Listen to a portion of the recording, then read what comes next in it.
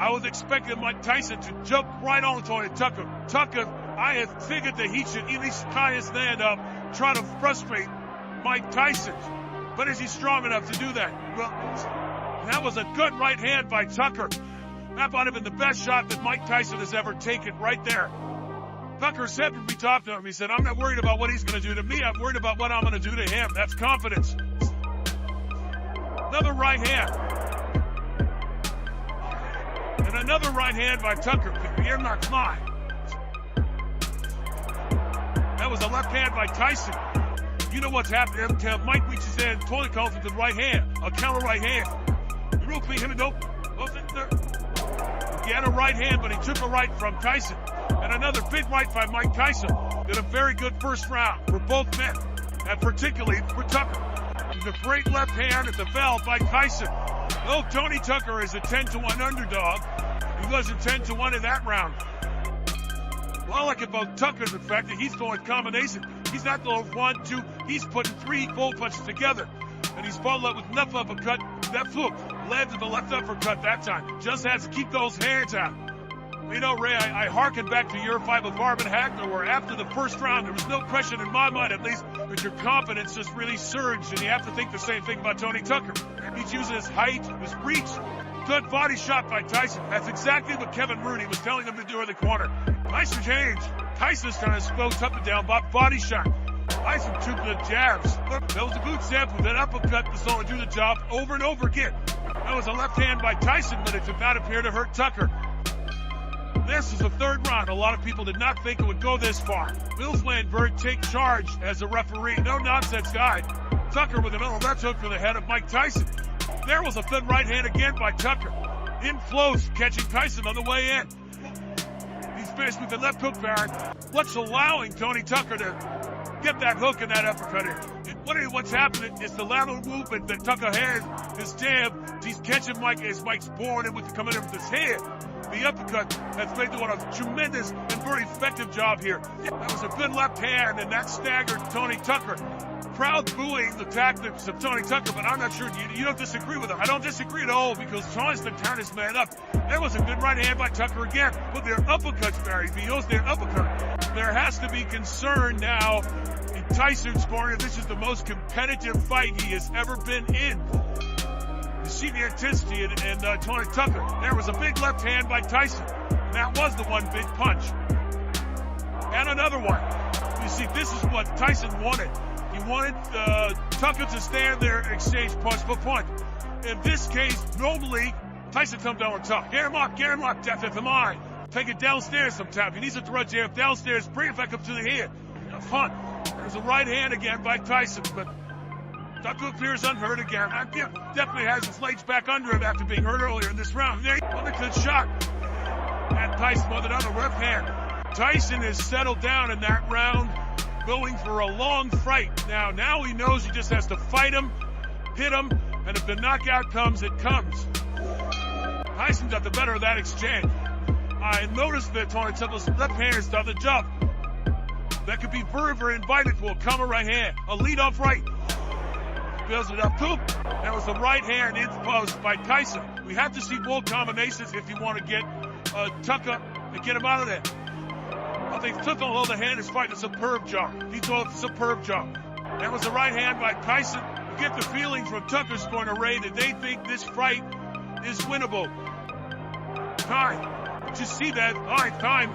That was an interesting scenario. Tucker was trying to get his handlers in seconds out of the ring. The bell had rung. They were so excited about the prospect of possibly winning the fight, they forgot to put his mouthpiece in. You can understand now, Ray, why Michael Spinks didn't want to fight Tony Tucker. I think Tony Tucker has surprised a lot of people.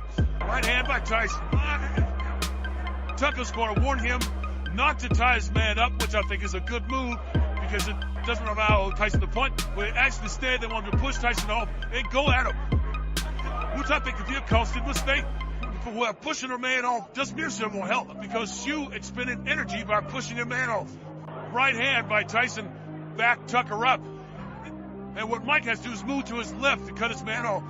Tyson looks right now like he's in it for the long haul here. And there was a big right hand. Tucker says, no, I'm not hurt. I've always found that to mean I'm hurt. He took another right hand, got cute, and paid the price. I think he's watched my fight before. I think he has too. I think his timing is not as good as yours. Just take a look at that right hand that Mike Tyson got it. There you see him use the left hand just as a way to get in, and then firing the right behind it.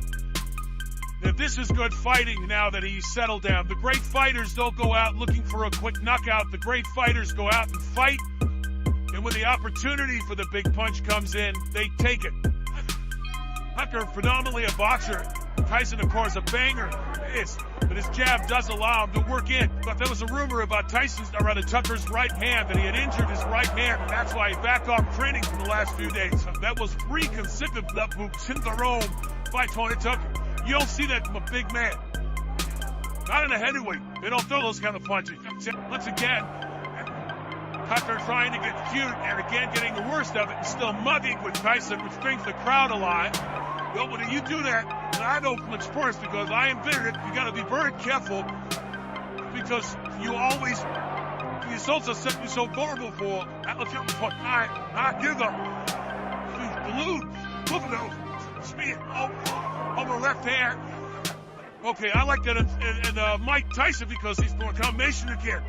We're in a fight of this intensity and this magnitude. When you fight it, you really don't feel it because those drillers floored, and you don't feel the pain you did for a right uppercut there, which missed. With me seeing the bubble full second, right hand up on the top of the head. Reverses up, go to the uppercuts.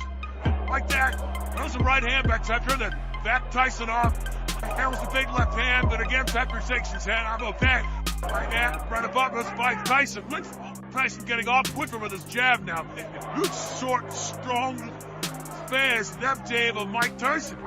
Now it appears the instinct for self-preservation has kicked in with Tucker. Another man you want. More interested in defending himself than in attacking his opponent. Well, if in fact ring generalship is a key factor in judging a fight, I really do believe that since about the 5th round, Mike Tyson has been in charge of the fight. He has been the aggressive. Mike has not been able to land a kind of punch to be sooner to pay it. And the reason for that is because the way that Tony Tucker has approached this fight. Alright, he needs to run to the short jab, then step. Like that, run jab, then step in. Get poked, they'll come. There was. That's what you have to do. Like that, this jab will get closer to the taller man, and then he can throw his punches. Once again, though, you see what's happening here. Again, he gets there. Now he's not following something. Now he's just out again. The jab, once again, is effective. And the reason there's frustration is because of what Tucker kind of made of. Both of the actions there sometimes work. What you do, you reverse the crowd's approval. The last fight around, just check out Tony Tucker. He's a man comment. We're set back. All right, both sides are doing this box a little bit. Point for Pratt. They go on thumb on zone. Yeah. I have to space up for her. You know when Punch had to won the titles against both of Tuckers, I felt that he needed more experience to deal with Mike Tyson. They wasn't strong enough. We'll have the experience to deal with Mike Tyson. I say it'd probably be a blowout. But he said, so what would be so-called expert? I'm going to show you. And this is what he did tonight. And he has. Even if he loses the fight, he's probably made more friends than he has in the 34 wins that he's had. Beating big and leaders. And a guy who wasn't in there just to survive either. Some of that crowd getting a little tired of that. Tucker seems to be fighting. He's had a fight, and he thinks he's winning. That was a big left hand. Tucker says, no, I'm all right. I'm all right. Tyson finishing with a flourish. And so is Tucker. Great finish. It's over. Well, Tony Tucker talked the talk and walked the walk. He fought him. And he was a better fighter than most of us knew that he was. Ladies and gentlemen, here is the decision of the judges. We have a unanimous decision. Judge Bill Newman scores 119, 111. Judge Julio Rodon scores 118, 113. And Judge Bill Graham scores 116, 112. For the winner by unanimous decision and undisputed heavyweight champion of the world, Iron Mike Tyson. So Mike Tyson, not surprisingly, the unanimous decision winner over Tony Tucker.